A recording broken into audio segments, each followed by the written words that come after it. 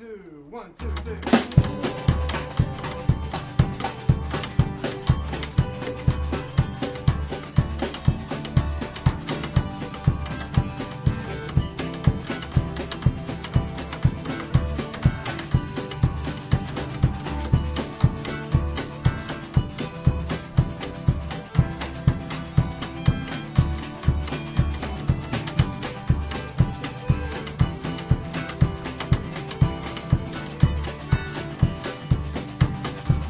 Hello and welcome to Ithaca DSA Presents. I'm Teresa Ault. I'm here today with Fernando de Aragon. So, Fernando de Aragon, please tell us what your position is. Hi, I'm Fernando. I'm the director of the Ithaca-Tompkins County Transportation Council. Now, does that make you a county employee or what? Yeah, technically I'm a county employee, but the Transportation Council is a semi-autonomous planning agency that is required and funded by the federal government. Oh, We're hosted by Tompkins County. interesting. So it's one of those kind of hybrids. Yes. And I saw from a recent press release and in other ways that you are doing a survey. So perhaps you could tell us what it's about. So we're currently updating our 20-year long-range transportation plan. This is a plan that is required by the federal government, and it needs to be updated every 5 years. So we're updating it this year. We have a website. We're doing outreach, and the survey is part of our outreach effort. We wanted folks who wanted to comment on transportation to have a tool to help them think through some of the aspects of transportation. But folks are always welcome to also shoot us an email if they want to expand on some topic. Like I said, the survey is kind of a tool to help you think through transportation aspects and to get you engaged in the process. I see. So it's what one might call, in a sense, a bit of a push survey. It's suggesting, now it's not telling you what your answers are supposed to be. It's telling you some suggestions about things to think about. Right. Is that? Yeah, I think that's fair to say. Yeah. So what's the scope of the survey? Well, it's trying to, among other things, make people think beyond the car, to all transportation, including walking, biking, shared transportation, transit. There's a lot of complexity in this sector. We need to address all of that complexity. It can't just be, paving roads and fixing bridges. We go much further than that. And we, so we try to tease out a little bit, or at least through the questions, I think we indicate that breadth, that the fact that transportation is more than just, you get in your car and you drive, which is no accident that that's sort of the first step, and most people think that way, and including myself. It's just, this is how we've designed our transportation system. But we also we're realizing, and we have been realizing for many years now, that there's a high cost to having that level of dependency on the automobile, and that as much as we can, and it never means everybody, but as much as we can, we should reduce automobile dependency. That generates a lot of community benefits, environmental benefits, health benefits, etc. Again, it's important to think about transportation in a broad way. Yeah. Yeah, well, I strongly feel that way because I'm getting quite old and I really don't feel that I should drive anymore. And a lot of it doesn't really have to do with my age exactly, but more with my size. I'm very short and I can't really see adequately when I drive.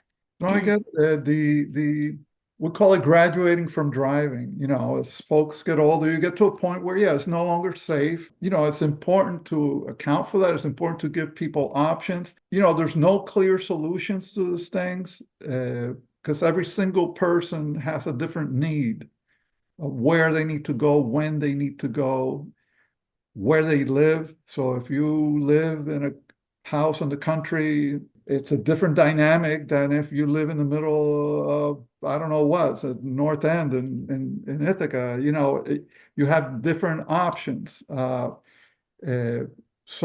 how you provide solutions or opportunities for this different cases, it's part of the challenge of for me as a transportation planner, and in providing those services and to what level can we, you know, what funding is available. It's there's no perfect solutions here. Of course. Um, but getting back to that thoughts about the survey, I also was wondering what the geographic scope is. Well, the work we do is in Tompkins County, so it's a one county geographic area. That's our planning area. I see. Uh, So you don't deal with getting to other cities. Well, we do in that we know it's a demand. It's a, you know, there are people who need to get to other cities, but we don't run services like that. When I say we, there's no like government or public transportation service doing intercity travel. We were talking before that, you know, that is an aspect. If you're going to do that type of regional travel, like we're talking about going from Ithaca to Rochester to Syracuse, Albany, et cetera, we need The Watkins Glen. or well, even Watkins Glen. Now, Watkins Glen and Cortland both have transit services that meet up with TCAT. So there is a way to connect. It is not super convenient. Okay, so we you know, so I don't want to say that we've solved that issue. That remains a challenge because we don't have high quality, you know, high frequency service between Ithaca and Cortland, Ithaca and Watkins Glen, our nearby neighbors. And the same with Elmira. There's one bus that comes in the morning, another one goes back in the afternoon. So intercity travel is a challenge. Right now, it's being taken care of by private industry. You know, we have our bus and Trailways and Megabus, and we have others that are providing services, mostly to New York City. There is some service to Rochester.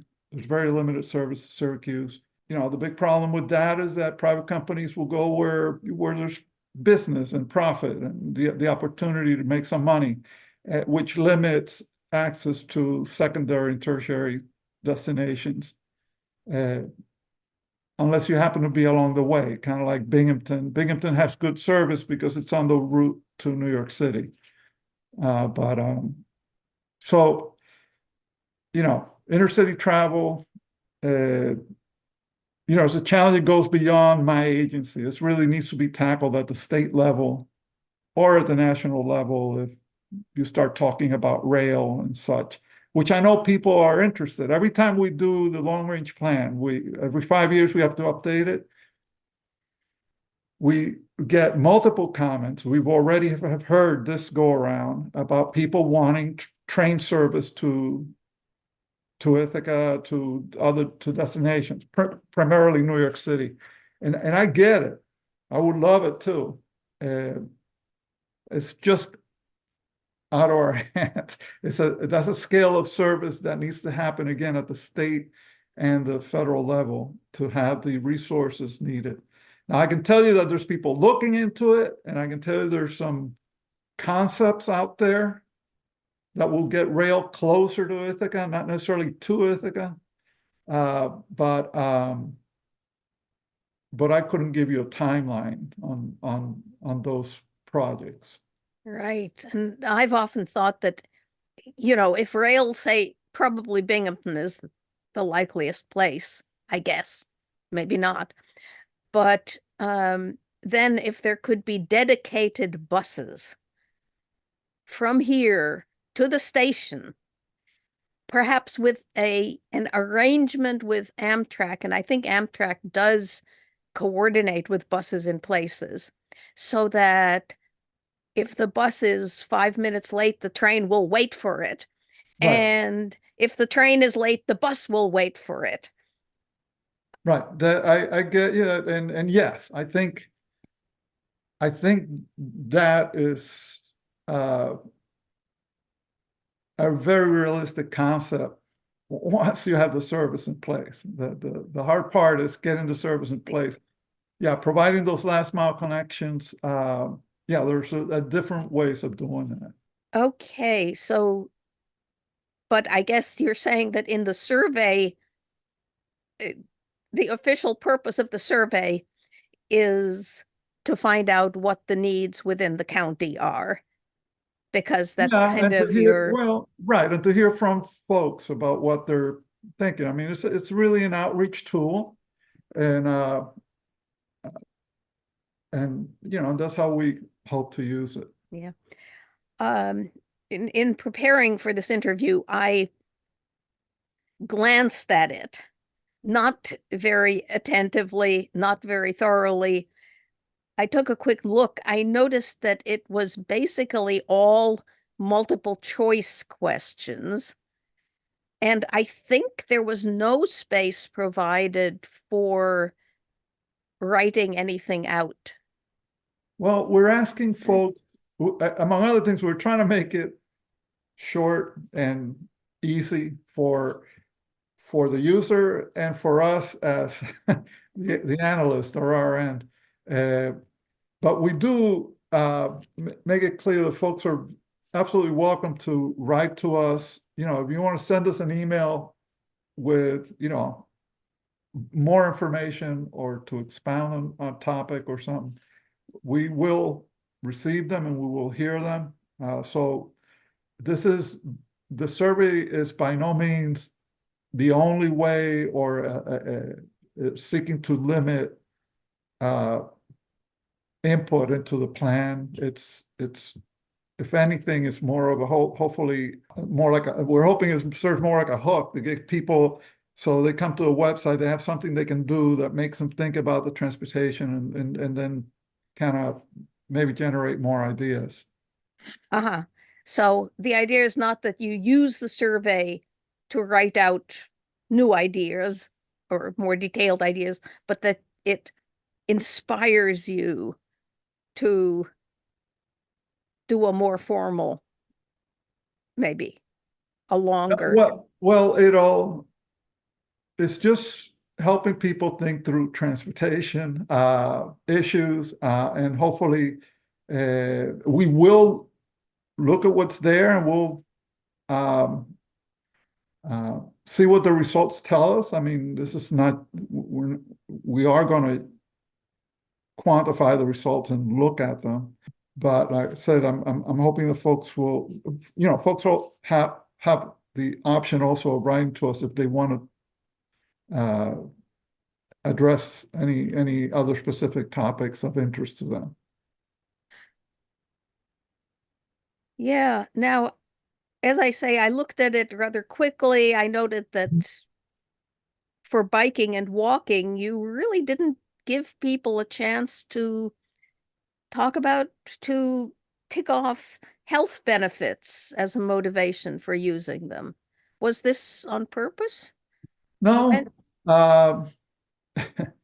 no, it was not on purpose. I mean, and it may have been something we overlooked. I mean, but certainly health benefits to walking and bicycling. I can attest to that. So there was no purposeful. I mean, this has been proven over and over. I mean, it's just commonsensical. The moment you move away from automobiles, and particularly when you take up what we call active transportation modes, which is modes that are powered, human powered, walking and biking principally. There are a multitude of benefits that come along with that. And there's certainly health benefits to the users is clearly one of them. Well, I feel strongly that I'm probably still on Earth because 30 years ago, we ditched our last car. Well, good for you. And, we've been walking ever since. Right. And I feel better about walking than about bicycling. Sure. I mean, again, it's everybody has a different needs. And there are times when you need a car, and we need to provide for that too. Programs like the car share, which we're all very happy it's back working, give people the option to use a car when they need it for the time they need it, and then without having to own a car, it's a big expense of owning a car. Because we've realized there are times when, the type of trip, the time of the trip or whatever requires a motor vehicle. So Yes. it's important to have that option. We're in no way saying that cars don't have a role. They have a role. The other modes also should have a role and should be provided for, so people can use the mode that best suits their needs. Yes, I have a dramatic experience in my life when 2 years ago, on a very snowy night in February, one of my cats almost died. And I had to use car share around midnight to drive him to the Cornell Veterinary Hospital, where they saved him Right. overnight, that night. Mm-hmm. And I guess the lucky thing was that because the conditions were so awful, there was hardly any traffic. Right. So I could drive pretty badly and not do any damage. Well, I'm glad that worked out. It And did, yeah. that is a good example. We want, for routine trips, we need flexibility, but also for, emergency trips and situations that are unpredictable. It's great to have options. Okay. So I guess I have kind of almost segued us into one of my other concerns, which is how weather in this area relates to transportation and transportation problems. I mean, I've told one story about horrible Right. conditions. I could tell others.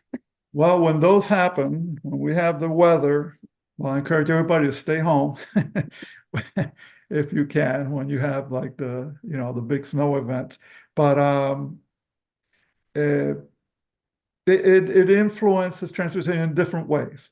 TCAT, for example, and I haven't seen their numbers lately, but when there's weather events, they actually get a little boost in activity because people don't want to drive their own car, so they get on the bus. And buses as heavy vehicles, they do okay in the snow. Usually. Usually, yeah. Not always. Not all. But so it's I think people see it as a good, safer option, and so you get an uptick when there's weather. obviously having bad weather like that probably well, will dissuade folks from cycling. So that option Yeah. suffers from when there's bad weather. But the bigger picture is, sadly, as we enter into this warmer climate world, we're getting a lot less snow than we used to. At least the last 2 years there's been very low snowfall levels here in Ithaca. And so the walking and riding season is much longer. Riding in cold weather, riding bicycle in cold weather is it's actually quite doable as long as there's no snow and ice. You just got to dress appropriately and all. And I know it's not for everybody, but for those who want to do it, the season is much longer than it used to be. And with Ithaca Bike Share has been active now for a bit. And we have it's interesting to look at their use numbers. And I won't get into details because I don't have them in front of me. And I don't deal with them all the time. But the ridership levels have been high. And in the cold weather, just having a sunny day like today will get people on a bike. Even though it's kind of cold, the numbers bump up. So it, of course, they have e-bikes, which also make riding easier. So there's a lot of factors to play at the same time. There's a level of complexity that, I get going talking and, you jump from one synergy to another, things that help each other, things that don't help each other. Right. But again, having a number of options available to riders will help them when the weather gets bad, because they may, if they don't do one thing, they can do another. If they don't use one mode, they can use the Yeah. other. Well, ironically, in my experience, the big snows aren't always the worst. In fact, for walking, they can actually be a little bit helpful because you step into deep snow and it holds you there. Yeah. But about 1 inch of snow, especially if it's slushy, can be absolutely the worst. And even worse than that would be ice, which I think when we have ice storms is really when things get very, very dangerous. And slush. That's sort of a fear I have of this warming trend is that instead of snow, we're going to get more ice. Yeah. And that worries me a little bit. Yeah, but I've had almost worse experiences with slush than with ice. Yeah. Slush is as slippery as ice. There you go. And ice, you can kind of fall onto it. If you lower yourself gently, you don't get hurt, and you just sort of slide to the bottom of it. I've done that, and it's not so bad. You're still dry when you get there, and you eventually reach a place where you can put your feet and get up. Slush, you're wet. Yeah. Yeah. When you're walking, you're right. And the dynamic changes when you're driving. So for the many people who drive, ice can be very treacherous and probably worse than slush. But, so again, the complexity, right? Right. Depending where you are and what you're doing, you probably don't want to be on wheels on ice. Yeah. But biking and such. But, my memory of a remarkable day a year ago was more, I think more slushy really than icy, or a combination of ice and slush. I think the whole police force of the city of Ithaca, which is about 2 cars at a time, 2 cars, 4 cops, was out on East Seneca Street Mhm. because cars had gone Sliding down the road. sliding into other cars. Sure. Yeah, that's a very steep road. Yeah. And there was one police car at near Stewart Avenue, debriefing one car that had slid into something else, and another one up at the top near Eddy Street, Right. where in fact the car share car had gotten smashed by somebody who, I guess, turned from a somewhat better cleared Eddy Street into a very slippery Seneca Street and Yeah. Yeah. couldn't get around the corner. And this Saturday, I again experienced the problem of the city of Ithaca's lack of DPW workers. A bus got totally stuck and was just spinning its wheels on College Avenue. Hmm. Well, I think our time is up. Thank you. We've had a good conversation about public transportation, about all modes of transportation. Right. Thank you, Fernando de Aragon. Welcome. And we'll hope that everybody looks up the survey and comes up with Yeah, ideas. encourage everybody, visit the Ithaca-Tompkins County Transportation Council website. Look up under Long Range Plan Update, and you'll get information on it. We want to hear everybody's comments. Take the survey. Write us emails. Yeah, this is, we're building a vision for 20 years, and we need to hear from folks. This can't be my vision. And this has been Ithaca DSA Presents. I'm Teresa Ault. Thanks for watching. 1, 2, 1, 2, 3.